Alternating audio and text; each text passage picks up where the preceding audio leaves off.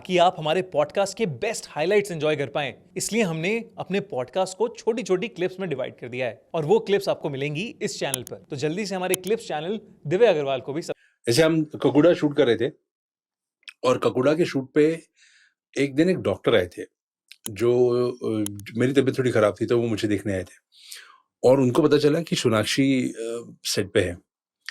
तो उन्होंने मुझे रिक्वेस्ट की थी कि मेरी फैमिली के साथ सोनाक्षी का फोटो निकालना है। तो मैं बोला ठीक है, लेके आओ।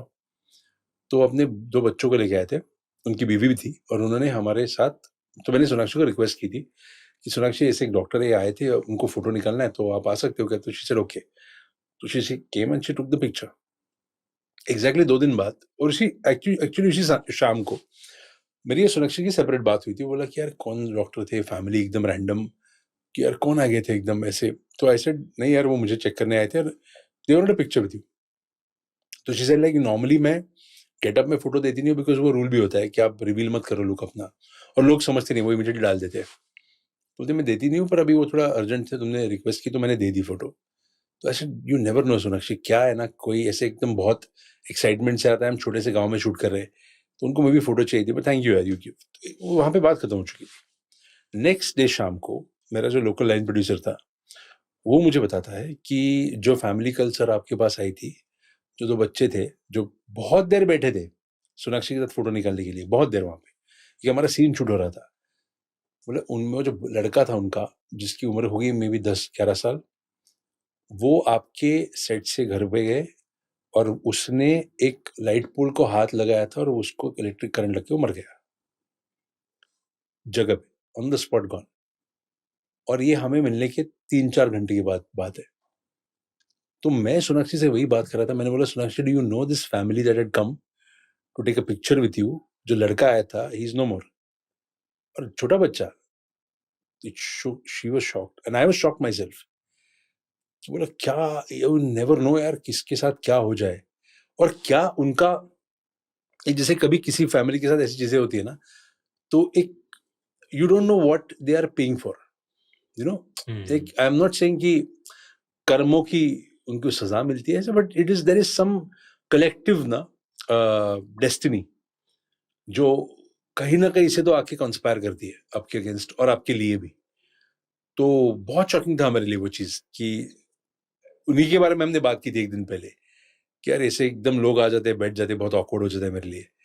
But then she said also कि this is so freaky man, this is कि now I am feeling so bad, कि मैंने सडनली ऐसे सोचा भी कि यार ये एकदम फैमिली आके इतनी देर तो वेट कर रही थी, तो व्हाट इज दिस यार। तो but I do feel that ने, आपको पता, यू नेवर नो कि किसका क्या कनेक्शन हो आपके साथ हो। वो लड़के का लास्ट फोटो था उसकी लाइफ का, वो क्या थोड़ी हम गेस कर सकते थे, या his last big moment of meeting a star, or that happiness that he must have felt correct before passing away. You don't know man what is going to happen to. So very very freaky, yeah. हम ऐसी podcast में discussion कर रहे थे, हम research करते रहते अपनी, तो पेंटिंग्स भी कितने सारे लोग कहते हैं कर्स्ड है। कर्स्ड होती हैं कुछ पेंटिंग्स जहाँ तबाही मचा देती हैं पेंटिंग्स। तो ऐसी एक पेंटिंग है, there's a painting that I think the painter who painted that painting was cursed, ऐसा कुछ था। हाँ, उसने अपने ब्लड से पेंट की थी वो पेंटिंग। एंग्विश्ड मैन करके एक पेंटिंग, एंग्विश्ड मैन, हाँ, उसने अपने ब्लड से पेंट किया था उस पेंटिंग को। एंड वो पेंटिंग अभी किसी, मतलब, तो वो जनरेशनल पेंटिंग है जहां उसे एक लॉकर के अंदर, मतलब बहुत ही बंद करके कहीं रखा हुआ है। वो लॉकर भी नहीं खोलते हैं। अच्छा, वॉरेंस जो पैरानॉर्मल इन्वेस्टिगेटर्स थे, उन्हें चाहिए था कि वो मतलब वो पेंटिंग अपने ऑकल्ट म्यूजियम में रखें, लेकिन उन्होंने कहा उन्होंने कहा हम लॉकर खोल ही नहीं सकते, हम खोलेंगे तो सब बर्बाद हो जाएगा। वाह, मैं कभी-कभी बहुत सारे फोर्ट्स है ना हमारे पुराने किले, तो ये सोचता हूँ कि किलों के अंदर के नीचे क्या दफना के रखा हुआ, यू नेवर नो। ऐसी कितनी चीजें होंगी जो इन किलों के नीचे आपको मिलेंगी। मेरे दोस्त ने बताया मुझे इंसिडेंट, वो शिमला में रहता था एंड उसकी दादी की बहुत रिसेंटली डेथ हुई, और उसके बाद से एक दिन ऐसा आया कि मम्मी की तबीयत बहुत ज्यादा उसके खराब रहने लगी। मतलब फीवर बहुत ज़्यादा हो गया, नहीं समझ आ रहा किसी को कि क्या हो रहा है, क्या नहीं हो रहा। दिखा रहे हैं वो लोगों को, पास के डॉक्टर को बुला लिया जो शिमला में लोकल डॉक्टर थे। उन्होंने कहा मुझे तो समझ नहीं आ रहा, सारी चीज़ें तो ठीक हैं, वाइटल्स ठीक हैं, अब गोली दे दो। वो कह रहे हैं गोली दे दी, नहीं उतर रहा बुखार। तो सब कुछ ट्राई कर लिया उन्होंने। जो मेरा दोस्त है उसने पापा से कहा कि चंडीगढ़ लेके चलते हैं मम्मी को, थोड़ा ढंग के हॉस्पिटल में दिखाते हैं, दिखाते हैं कि क्या है। पापा ने कहा मुझे ना ठीक नहीं लग रहा कुछ, मैं किसी को बुलाता हूँ यहाँ के जो थोड़ा सा देखें घर को आके। तो उन्होंने एक तांत्रिक को बुलाया।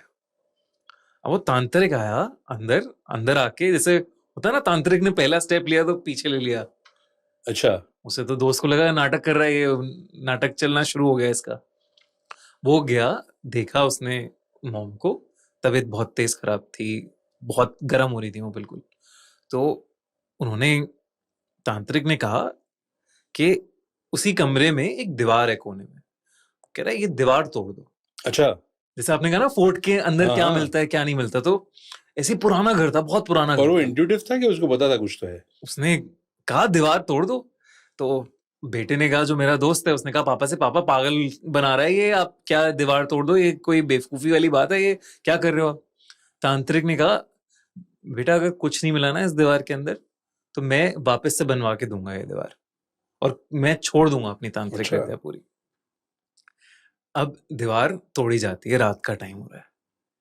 दीवार के अंदर से मिलती है इतनी छोटी सी एक शैतान की मूर्ति, उसमें वाह! बाल लगे हुए हैं, खून के निशान लगे हुए हैं, मतलब दीवार के अंदर कहीं गड़ा हुआ वो चीज है। शिट! और उसने कहा कि ये जाके आप बहाई इसे पानी में कहीं, ये ठीक हो जाएंगी। वो बहा के आए, मॉम ठीक हो गई।